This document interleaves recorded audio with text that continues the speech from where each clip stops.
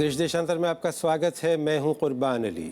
सोमवार को संसद के दोनों सदनों में लगातार 13वें दिन भी कोई खास कामकाज नहीं हो सका और शोर शराबे व हंगामे की वजह से दोनों सदन मंगलवार तक के लिए स्थगित कर दिए गए। संसद का मानसून सत्र खत्म होने में अब केवल 3 दिन बाकी हैं और हालात को देखते हुए नहीं लगता कि इस सत्र में कोई खास कामकाज हो पाएगा। इस सत्र में 11 महत्वपूर्ण विधेयक पारित होने थे, जिनमें जीएसटी बिल खास तौर से उल्लेखनीय है।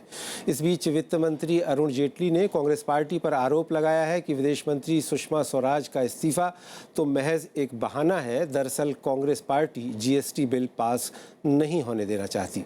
दूसरी ओर कांग्रेस पार्टी ललित मोदी मामले को लेकर विदेश मंत्री सुषमा स्वराज और राजस्थान की मुख्यमंत्री वसुंधरा राजे तथा व्यापम घोटाले को लेकर मध्य प्रदेश के मुख्यमंत्री शिवराज सिंह चौहान के इस्तीफे की मांग पर अड़ी हुई है।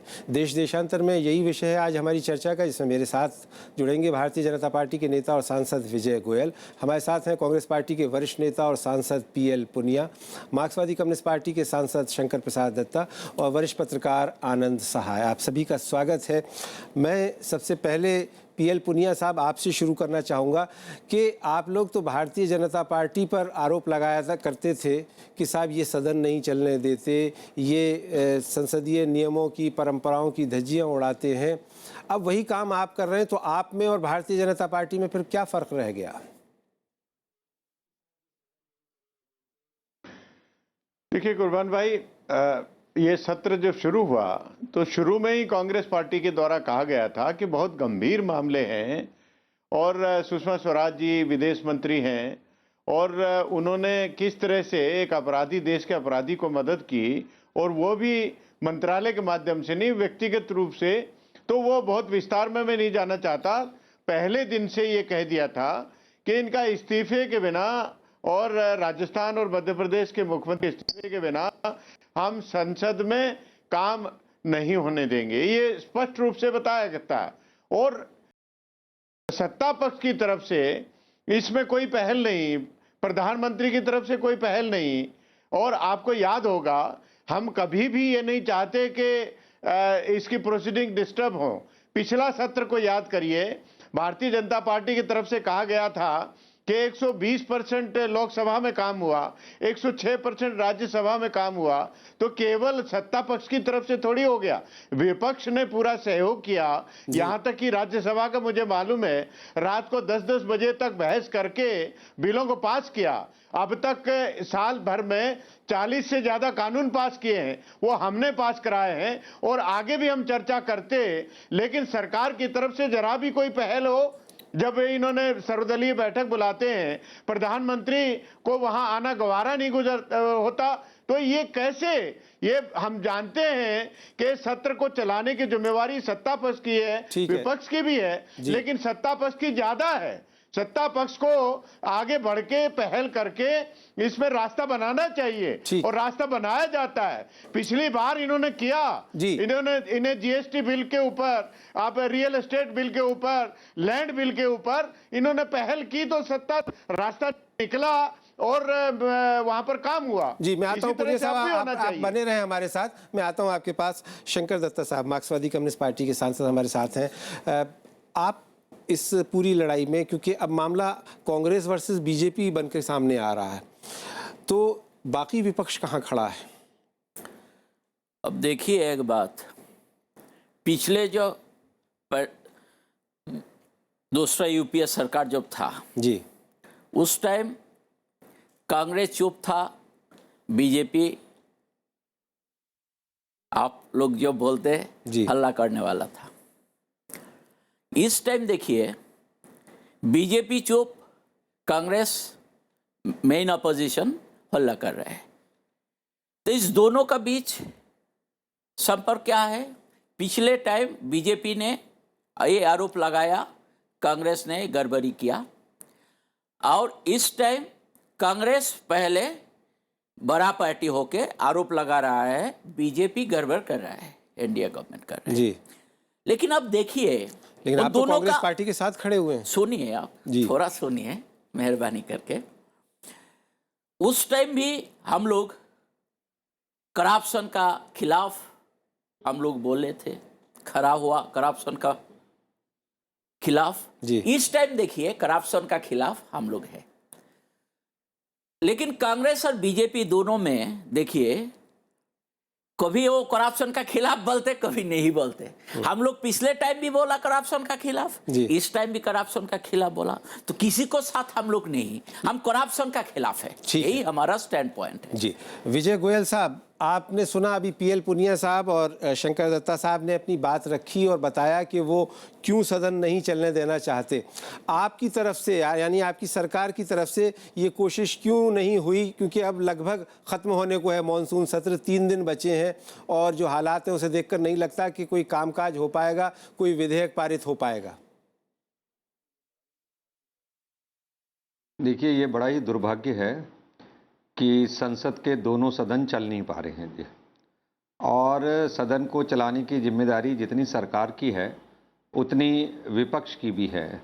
इसलिए है कि सांसद सब पार्टियों से चुने जाते हैं और संसद में आते हैं। इसलिए भी है कि इसमें जनता का पैसा लगा हुआ है और जनता चाहती है कि संसद में चर्चा हो जाए। बिल्कुल ठीक कहा पूनिया जी ने। पिछली बार जो लोकसभा में 120% काम हुआ, राज्यसभा में काम हुआ, वो बिना विपक्ष के सहयोग के काम नहीं हो सकता था। तो कई लोग ये कहते हैं कि पिछले सत्र में इतना ज़्यादा काम हुआ कि कांग्रेस को अब यही चुभने लगा कि अगर ये हो गया तो इनके बहुत सारे बिल पास हो जाएंगे और मोदी सरकार बहुत विकास के काम कर लेगी, इसलिए इसमें बाधा उत्पन्न करने की बात की। एक बात आप समझ लीजिए, जब भी प्रश्न ये उठता है कि पिछले सालों के अंदर बीजेपी ने सदन को चलने नहीं दिया, तो मैं एक बात स्पष्ट कर दूं, जब भी अब कभी हमने सदन में ऊंची आवाज़ के अंदर अपनी बात की तो वो इसलिए की कि चर्चा कराइए, चर्चा कराइए, चर्चा कराइए। चाहे वो 2G था, चाहे कॉमनवेल्थ गेम्स था, चाहे कोयला था। सदन की एक अच्छी बात ये होती है कि दोनों नहीं विजय गोयल साहब, ये तथ्यात्मक बात नहीं है। आपने सुखराम के मामले पर 1 माह तक संसद नहीं चलने दी और जब तक इस्तीफा नहीं हुआ आप लोगों ने कोई कामकाज नहीं होने दिया। एक मिनट, दूसरी मेरी एक बात समझ लीजिए जी। आप अगर रिकॉर्ड निकाल कर देखेंगे तो हमने ये कहा कि भी चर्चा कराइए जी, और सदन चर्चा के लिए है। अभी क्या है, कांग्रेस बाहर तो हमसे सवाल पूछती है मीडिया के अंदर और हमसे ये अपेक्षा करती है कि हम जवाब दें, और सदन के अंदर कहती है ना हम सवाल पूछेंगे और ना वो आपको जवाब देने देंगे जी। जहां तक इस्तीफे करने की बात कर रहे हैं, क्या सदन में ये परिपाटी डाली जा रही है कि इनके लोग जिनके खिलाफ FIR हो गई हो, जिनके खिलाफ चार्जशीट हो गई हो, उनका इस्तीफा मांगना और खाली आरोपों के ऊपर इस्तीफा मांगना, ये तो ठीक नहीं। पवन बंसल और अश्विनी कुमार के खिलाफ कोई चार्जशीट नहीं हुई थी। नहीं, पवन बंसल का तो भतीजा रंगे हाथों पकड़ा गया था, सारे सदन ने उसको देखा था। ऐसा ही दूसरे मामलों के अंदर हुआ था। किंतु मैं आपको ये बता रहा हूं, एक मिनट के लिए मुझे बात पूरी करने दीजिए। मैं एक बात समझिए बात को जी। पवन बंसल नहीं पकड़े गए थे तो इन्वॉल्वमेंट किसकी थी? बिना इन्वॉल्वमेंट के थी क्या? यहां पर सुषमा जी ने कोई फाइनेंशियल लाभ पहुंचाया है क्या कोई ललित मोदी को पहुंचाया है क्या? उनके कोई ट्रैवल डॉक्यूमेंट मांगे हैं? उन्होंने तो सिर्फ ललित मोदी की वाइफ को एक ह्यूमैनिटेरियन ग्राउंड्स के ऊपर यह बात की और उन्होंने सदन से कोई बात छुपाई नहीं है। उन्होंने कहा कि अगर यह गुनाह है तो मैंने गुनाह किया है, पर सवाल यह है कि केवल आरोप लगा देना और उसके बाद इस्तीफा मांग लेना, अगर यही परिपाटी रही तो फिर तो हर बार ये किसी ना किसी का इस्तीफा मांगेंगे। और ठीक है विजय गोयल साहब, रहिए आप हमारे साथ, आता हूं मैं आपके पास में जी। हमारा ये कहना है आप एक मिनट, आप इस्तीफा मांगिए जी। कौन कह रहा है, पर चर्चा कर लीजिए, उसके बाद इस्तीफे मांगते रहिए आप। ठीक है, जनता के सामने दोनों पक्ष और सरकार के दोनों की बातें तो आ जाए, विपक्ष की और सरकार की। जी आनंद साहब, आपने अब सारे पक्षों को सुन लिया और सारी चीज़ों को आप देख भी रहे हैं राजनीतिक टीकाकार और विश्लेषक के नाते। आप क्या कहेंगे, ये जो पूरा संसद का मॉनसून सत्र शोर शराबे और हंगामे की नज़र हो गया, क्या आपको लगता है कोई रास्ता अभी भी बचा है अगले 3 दिन में कुछ काम निपटाने के लिए, या ये वॉश आउट हो गया? ये तो जाहिर है कि वॉश आउट हो ही गया है, उसी तरफ सब कुछ रुख तो वही है। लेकिन इसमें 3 अलग अलग बातें हैं जो मेरे जहन में। एक तो किस पार्टी को नुकसान है, किस पार्टी को फ़ायदा है, पॉलिटिकल पार्टी लेवल पे, उसमें मेरी दिलचस्पी बहुत कम है अभी इस वक्त। दूसरी बात, संसद हमारी जो है पार्लियामेंट लॉ कानून बनाने के लिए बनी है। जो बड़े मुद्दे हैं हमारे सामने उन पर बातचीत करने के लिए बनी है, बिल्कुल दुरुस्त बात है, होना चाहिए। तीसरा सवाल है कि जो सत्ता की पार्टी होती है, जो राजा है, उसका आचरण सदाचार का है या नहीं है। अगर कोई राजा सदाचार का आचरण रखने वाला है तो वो नियम कानून पास कराए, जो भी लाए, पब्लिक उसको वेलकम करती है, और रास्ते में जो कोई अड़चन डालता है जी उसको कहती है भाई आप प्लीज़ ऐसा ना करें। सबसे इम्पोर्टेंट चीज़ है यहाँ जो सामने ये मुद्दा जो आया है, अब पिछला सेशन सही चला, ठीक ठाक चला, जैसे भी लोग कह भी रहे थे। इस बार कहीं नई बात हो गई। अब किसी कैबिनेट मिनिस्टर के बारे में ये कहा जाए, अब तो ये भी कहा जा रहा है पैसों की बात है। क्या गलत है, क्या सही है? मेरा अपना तो मानना ये है कि जो एक्सटर्नल अफेयर्स मिनिस्टर हमारे हैं, उनको पर्सनल रूप से एक जो इंस्टीट्यूशन बनी हुई है, वो जो मैकेनिज़्म है, उसको बाईपास करते हुए आप ब्रिटिश हाई कमिश्नर को कोई बात कहते हैं, किसके मुतालिक कहते हैं? वो ऐसा शख्स जो कि हमारे कानून को अवॉइड करके निकल भागा है, ठीक है, और उसको पकड़ने की कोशिश है, वो आज भी नहीं आ रहा है। अभी भी हमारी इन्फोर्समेंट डायरेक्टरेट उसको भेज रही है। पहले समन भेजे गए, नहीं आया, अब जो हैं कुछ और सख्त इंतज़ाम किए जा रहे हैं, वो सब कोशिश ऐसे आदमी के लिए। इससे हट के मैं इसी तरह का एक पैरेलल आपके सामने पेश करता हूँ। दाऊद इब्राहिम भागा हुआ है, उसके ऊपर चार्जेस कहीं ज़्यादा गंभीर है। मैं दोनों की कंपैरिजन नहीं कर रहा। मैं ये आपसे कह रहा हूँ, एक मिनिस्टर तो छोड़ दीजिए, एक एमएलए किसी भी स्टेट के अंदर, एक कोई एमपी किसी छोटी पार्टी का भी, वो अगर इंस्टीट्यूशन का जो तरीका है जी, उससे बच के अगर उसके हक में, चाहे वो ह्यूमैनिटेरियन ग्राउंड ही क्यों ना हो, वो अगर उसको हेल्प करने की कोशिश करे, तो आप और हम क्या समझेंगे? तो इसे आप प्रोप्राइटी तो का मामला मानते मेरा हैं? ये मानना है कि बाकायदा कानून पार्लियामेंट चलना चाहिए। आप 2 मिनट अनाउंस कर दीजिए, एक इंडिपेंडेंट माइंडेड प्रोब, एक पुराने किसी जज को पकड़ के लाइए जो रिटायर्ड नहीं, जज है, लेकिन अब कोई अपोजिशन इज्जतदार ने तो आदमी ये है। तय कर लिया कि किसी भी हालत में संसद नहीं चलने देना है जब तक इस्तीफे नहीं हो जाते। नहीं, मैं ये कह रहा हूँ, अगर आप सरकार प्रोब अनाउंस कर दे, जी, एक इंडिपेंडेंट प्रोब, तो मैं समझता हूँ सारे दरवाजे खुल जाएंगे। ये मेरा अपना मानना है। अगर नहीं खुलते तो जो पार्टी सामने आके रोकती है उसको लोग क्रिटिसाइज करेंगे। ठीक। पीएल पुनिया साहब, क्या आप इस बात से संतुष्ट होंगे जो आनंद सहाय साहब कह रहे हैं कि अगर सरकार की तरफ से ऐसी कोई पेशकश की जाती है, हालांकि ये काल्पनिक सवाल है, लेकिन अगर इस तरह की बात होती है तो क्या आप ये इस्तीफे की जिद छोड़ देंगे? देखिए, सरकार को एक तो पहल करनी पड़ेगी, और पहल करने के बाद फिर उसको देखें। मैं एक बात बहुत स्पष्ट रूप से कहना चाहूंगा कि जो आरोप जिसकी जांच करने की बात कर रहे हैं, वो तो आरोप स्वयं सुषमा स्वराज जी ने स्वयं एक्सेप्ट किए हैं और कहा कि उसका आवरण दूसरा दिया है कि मानवता के आधार पर मैंने किया है।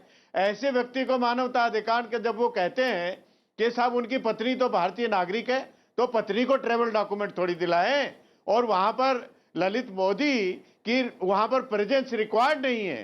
कानून वहां का पुर्तगाल का, ये कोई नहीं रिक्वायरमेंट उनकी है कि उनके पति आएंगे, वो दस्तखत करेंगे तब ऑपरेशन होगा, हिंदुस्तान की तरह से नहीं है। तो वो केवल बहाना था। एक दिन 4 अगस्त 2014 को उनका ऑपरेशन हुआ, और जो ट्रेवल डॉक्यूमेंट मिले 2016 तक के हैं। 2 साल तक का समय उनको घूमने फिरने की मौज मस्ती करने के लिए आपने दे दिया, क्योंकि उनके व्यक्तिगत संबंध थे, और व्यक्तिगत संबंध थे तो व्यक्तिगत रूप से वो उन्होंने होम कमेटी के चेयरमैन जो एमपी थे, ब्रिटिश एमपी, उनको बात की, और उन्होंने ब्रिटिश हाई कमिश्नर से सीधे बात की। भाई, आप अपने मंत्रालय के माध्यम से जो भी करना हो करते, कैबिनेट में ले जाते करते, कि मानवता के आधार पर करना जरूरी है, तो आज ये प्रश्न नहीं खड़े होते। ये पूरी तरह से इमोरल, क्रिमिनल एक्ट और जो कॉन्फ्लिक्ट ऑफ इंटरेस्ट सीधे सीधे है।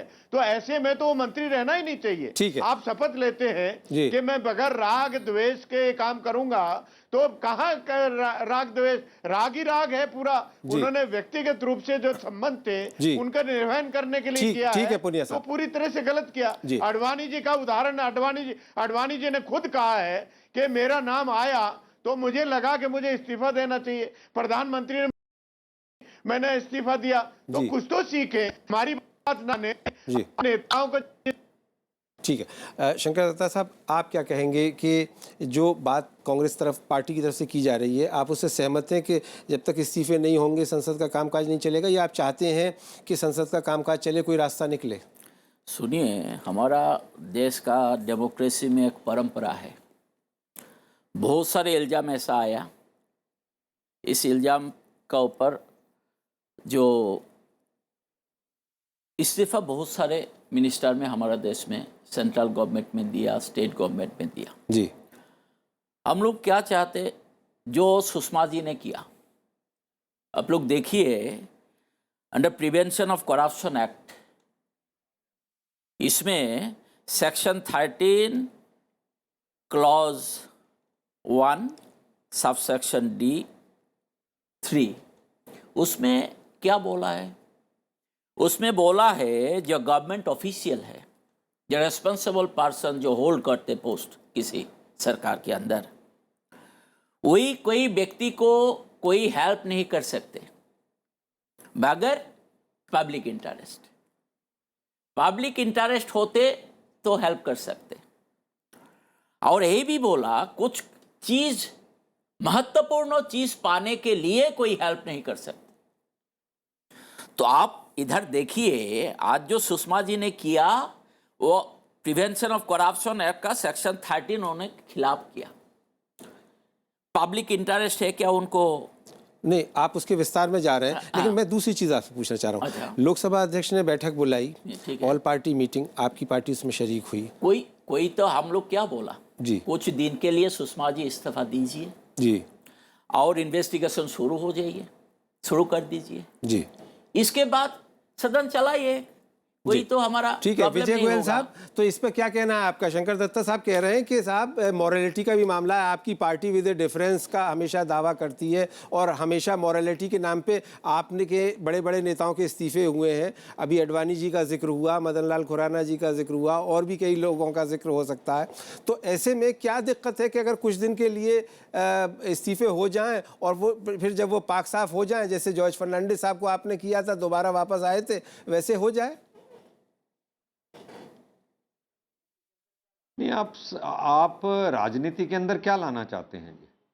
मतलब ये सारे उदाहरण हम लोगों के लिए हैं, इनके लिए उदाहरण नहीं थे। ये जो 2G और कॉमनवेल्थ गेम्स और कोयले के अंदर जो इस्तीफे इनके हुए, वो सारे सुप्रीम कोर्ट के कहने के बाद हुए। अंत तक ये लोग अड़े रहे कि ये लोग इस्तीफे नहीं देंगे, तब हुए जाके जब सारे चार्जशीट हो गए, सब पे ब्लेम लग गए, सारी बात बाहर आ गई है जी। कतरोची को भगाने वाला कौन था? ललित मोदी किसके समय के अंदर बाहर गए थे जी? और अभी मैं आपको साफ तौर से बताना चाहता हूं, स्पष्ट रूप से, कि भी क्या ललित मोदी भाग गए हैं या ललित मोदी उसी जगह पर है जहां पर थे? क्या ट्रैवल डॉक्यूमेंट सुषमा स्वराज जी ने बनवाए थे? क्या उन्होंने पासपोर्ट दिया था? क्या उन्होंने ये कहा था कि भाई इनको यहां भेज दीजिए? उन्होंने तो सीधी सी बात थी। और जो बात कर रहे हैं पूनिया जी, उस समय पुर्तगाल की जो हॉस्पिटल के अंदर जहां इलाज हो रहा था, उस समय सीधी ये रिक्वायरमेंट थी कि उनकी पत्नी का ऑपरेशन के समय कोई भी घटना दुर्घटना हो सकती है, इसलिए उनके पति का उस पर हस्ताक्षर और उस चीज की आवश्यकता थी। सवाल ये इसमें फाइनेंशियल बंगलिंग कहां थी? किंतु कांग्रेस के ऊपर अपने समय में जितने भ्रष्टाचार के आरोप लगे और उसको हमने उठाया, तो उनको लगा भी जब तक हम इनसे एक आधा इस्तीफा ना लें तब तक हम संसद को चलना क्यों देंगे? जब मोदी जी इतना विकास कर रहे हैं जिसके सामने इनके पास कोई काट नहीं है, तो उसके बाद यही लगता है उनको कि संसद में शोर मचाया जाओ। कभी ऐसा भी आपने देखा है कि पहले दिन उनका सबसे बड़ा लीडर यह अनाउंस कर दे कि जब तक इस्तीफा नहीं होगा हम संसद को चलने नहीं देंगे? और हमारी तरफ से क्या कोशिशें नहीं हुई? वेंकैया नायडू जी, बाकी सब लोगों ने, पार्लियामेंट्री अफेयर्स मिनिस्टर, सबने इस बात की कोशिशें की कि भाई संसद चले, आप आओ तो सही, बात तो करो, चर्चा तो करो। नहीं हुई। आज लोकसभा में लीडर ऑफ अपोजिशन ने कहा कि ऐसा कुछ नहीं हुआ। होती, उसमें प्रधानमंत्री तो आते नहीं है। विजय गोयल जी, अगर आपकी बात को एक मिनट के लिए मान भी लिया जाए। देखिए पूनिया जी, इससे पहले आप सबको अच्छी तरह मालूम है, सब लोगों से बातचीत की गई है, सारी पार्टियों से बात की गई है। ये आज कोई पहली बैठक नहीं थी, इससे पहली बैठक भी थी, और इसीलिए ये कह देने की कोशिश नहीं हुई। सरकार क्यों नहीं चाहेगी जीएसटी, लैंड बिल जैसे महत्वपूर्ण बिल पास करके आए? और बिल्कुल सही कहा है कि भाई अगर आप सदन को नहीं चलने देंगे तो पब्लिक देख रही है कि उसके कारण जो बिल पब्लिक के इंटरेस्ट के हैं, जिससे कि जनता को फायदा होने वाला है, और आप उसकी रोक बनेंगे, तो आप ये समझ लीजिए पब्लिक आपको माफ नहीं करेगी। अच्छा, तो आप ये बताइए विजय गोयल साहब कि अब 3 दिन बचे हैं सिर्फ इस मॉनसून सत्र में और इसमें कोई कामकाज होता हुआ नजर आ नहीं रहा है, तो ऐसे में आप इसी के साथ जाएंगे कि संसद का मॉनसून सत्र वॉश आउट हो जाए और आप इसकी कोई जिम्मेदारी ना लें? नहीं अली साहब, हमारी इस बात की पूरी कोशिश है और 3 दिनों में भी कोशिश रहेगी कि हम विपक्ष के साथ बातचीत का दरवाजा खुला रखें और इस बात की कोशिश करें कि कम से कम जीएसटी जैसा महत्वपूर्ण बिल, जिस पर कि कांग्रेस भी हमेशा से चाहती थी, बाकी पार्टियां भी हमेशा से चाहती थी कि हमारे देश के लिए जीएसटी है, वो कम से कम बिल पास हो जाए। तो एक इस बार के सत्र में ये हो जाएगा कि एक महत्वपूर्ण बिल पास हुआ है। अब देखना यह है कि इस अड़ियल रवैये को लोग छोड़ेंगे या नहीं छोड़ेंगे, पर हमारी पूरी कोशिश रहेगी कि इन 3 दिन के अंदर हमारे नेता, सभी मंत्री इस बात की कोशिश कर रहे हैं कि विपक्ष को किसी तरह से समझाया जा सके। ठीक है। आनंद सहाय साहब, क्या आपको लगता है कि जैसा विजय गोयल साहब कह रहे हैं, इन 3 दिनों में भी कोई रास्ता निकल सकता है और अंतिम समय में जीएसटी पास हो सकता है? क्योंकि कहा ही जा रहा है कि अगर अब नहीं हुआ तो अगले 2-3 साल ये शायद पास नहीं हो पाएगा। रास्ता तो 3 मिनट में निकल सकता है, उसमें क्या 3 दिन तो बहुत वक्त है जी। मेरा आपसे मैं ये अर्ज़ करता हूँ कि कोई बड़ी चीज़ हो जाए जिससे जो रूलिंग एस्टेब्लिशमेंट है उसके ओवरऑल कंडक्ट को लोग शक की निगाह से देखने लगे। ठीक है, ऐसी सूरत में अब फ़र्ज़ करिए इमरजेंसी लागू हो गई, लगा दी गई, ये गुजरात में इतना बड़ा फसाद हो गया आज से 12-13 बरस पहले।